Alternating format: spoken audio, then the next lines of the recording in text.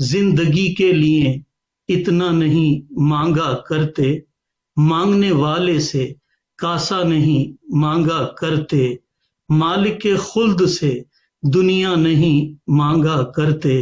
یار دریاؤں سے قطرہ نہیں مانگا کرتے۔ بلال بھائی پروگرام میں خوش آمدید۔ بلال بھائی آپ نے جیسے سنا وسیلے کے حوالے سے میں چاہ رہا تھا کہ ایک بڑا ہمارا روزمرہ کا ایک ایسا ٹاپک ہے جس کے اوپر کہیں نہ کہیں کسی نہ کسی شکل میں ہم گفتگو کرتے ہیں، کیا فرمائیے گا؟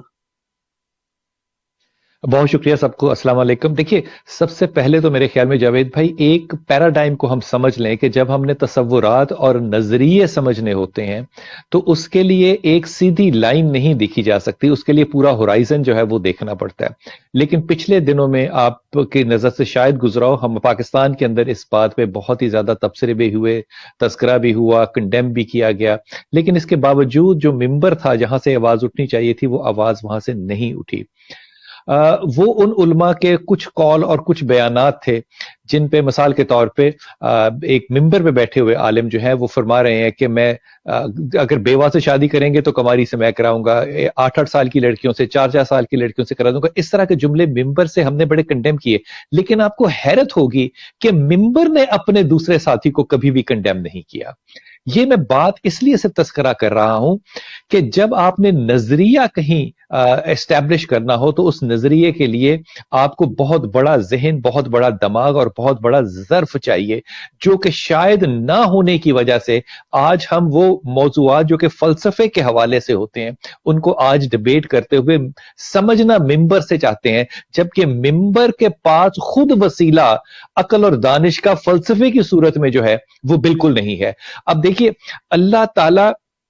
نے جب خود یہ کہا، اور یہ حدیث قدسی ہے کہ اللہ نے کہا کہ محمد میں نے ساری کائنات تیرے واسطے خلق کی، اب یہ جو ساری کائنات کا خلق کرنے کا وسیلہ بنے وہ میرے رسول بنے۔ حضرت آدم علیہ السلام کی حدیث قدسی غور فرمائیے ذرا۔ آدم علیہ السلام کہتے ہیں کہ جب مجھ سے لرزش ہو گئی اور میں ایک سے دوسرے آسمان پہ پھر رہا تھا، اس بات کو اپنے دل کی تسلی کے لیے میں پریشان تھا کہ میں کیسے اللہ سے توبہ کروں، مغفرت اور معافی کیسے مانگوں، تو مجھے اللہ نے لکھا دکھایا آسمانوں پر لا الہ الا اللہ محمد رسول اللہ صلی اللہ علیہ وسلم۔ تو میں نے جب لفظ محمد دیکھا تو میرے دل نے یہ گواہی دی کہ میری آنے والی نسل میں ایسا ضرور ایک ہستی ہے جس کا وسیلہ رب چاہتا ہے کہ میں اس کو دوں۔ میں نے پھر محمد کے وسیلے دے کر اللہ سے مغفرت مانگی تو اللہ نے میری توبہ کو قبول کیا۔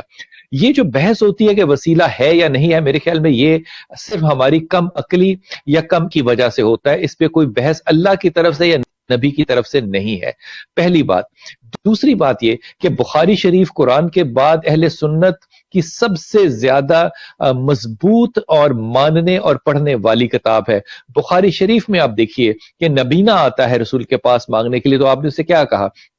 کہ 2 رکعت نماز پڑھو اور میرے وسیلے سے اللہ سے یہ دعا کرو۔ اب اس پہ ہماری بحث کہ تب رسول موجود تھے اس لیے وسیلہ مانگا جا سکتا ہے، موجود اب نہیں ہے تو وسیلہ نہیں مانگا جا سکتا۔ اب یہاں پہ بھی میری دانش میں انتہائی نامعقول ترین ہم بات کر رہے ہیں کہ موت کی ڈیفینیشن خود کر رہے ہیں کہ یہ موت ہے اور یہ موت نہیں ہے، حالانکہ یہ جو انتقال ہے یہ صرف منتقلی کا نام ہے، ایک فیز میں سے دوسرے فیز میں جانے کا، اور اللہ کے رسول نے خود صحابی کو کہا ہے کہ یہ جو منتقلی ہے، جو بعد کی منتقلی ہے یعنی کہ قبر کے بعد کی، وہ اصل زندگی ہے۔ ہم ان کو زندہ نہیں مان رہے، اور میں اور آپ جو اس حالت میں بیٹھے ہیں جو کہ حالت خواب ہے، حدیث کے مطابق یہ خواب ہے، ہم اس کو کہتے ہیں کہ یہ سچ ہے اور وہ جھوٹ ہے۔ اس میں بہت بڑا گیپ ہماری عقل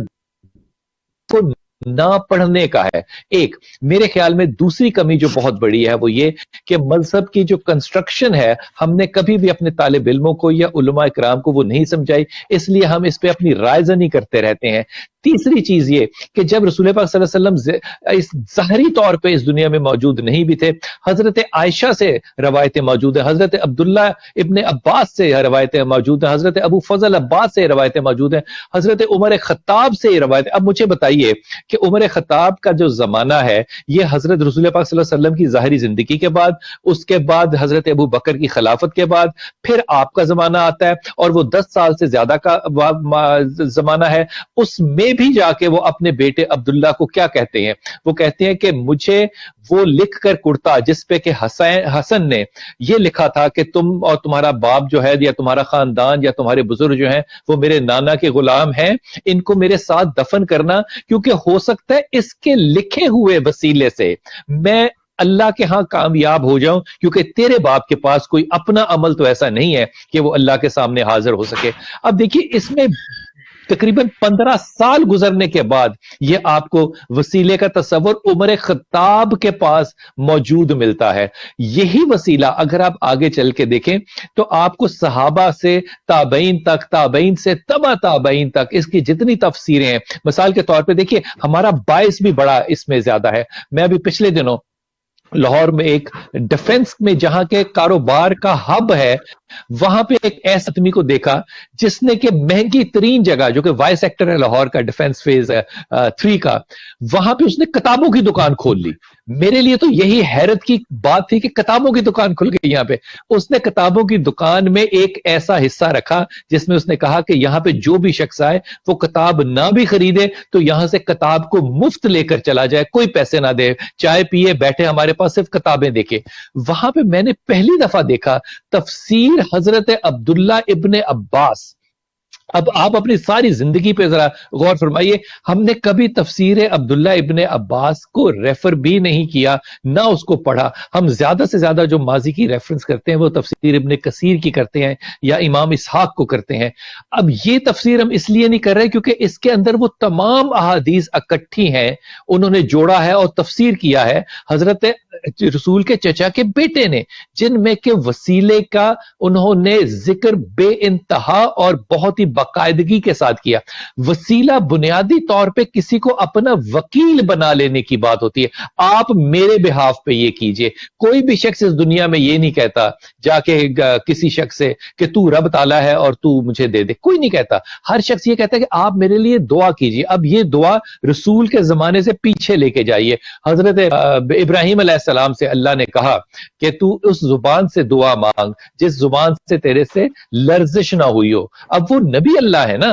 ان سے کہا کہ تو نبی کہتے ہیں اللہ سے کہ اللہ میری زبان سے تو بہت سی لرزشیں ہوئی ہیں، کہا تو اپنے امتی کو کہے کہ تیرے لیے دعا کریں کیونکہ تیری لرزش اس کی زبان سے نہیں ہوئی ہے۔ سو دوسرے کو کہ نبی کو انسٹرکٹ کر رہے ہیں کہ تو اس کو کہہ کہ وہ تیرے لیے دعا کرے۔ اس لیے میرا یہ خیال اور ماننا صرف گمان کی بات نہیں ہے، ایمان کا حصہ ہے کہ اللہ تعالیٰ نے وسیلے کو اس لیے رکھا ہے کہ مجھ اور آپ جیسے جو امتی ہیں اور آنے والے ہمارے امتی ہیں ان کے لیے بھی نبی اتنا ہی زندہ اور تر و تازہ ہو جتنا ان صحابہ کے لیے تھا جس میں ابو بکر اور عمر شامل تھے۔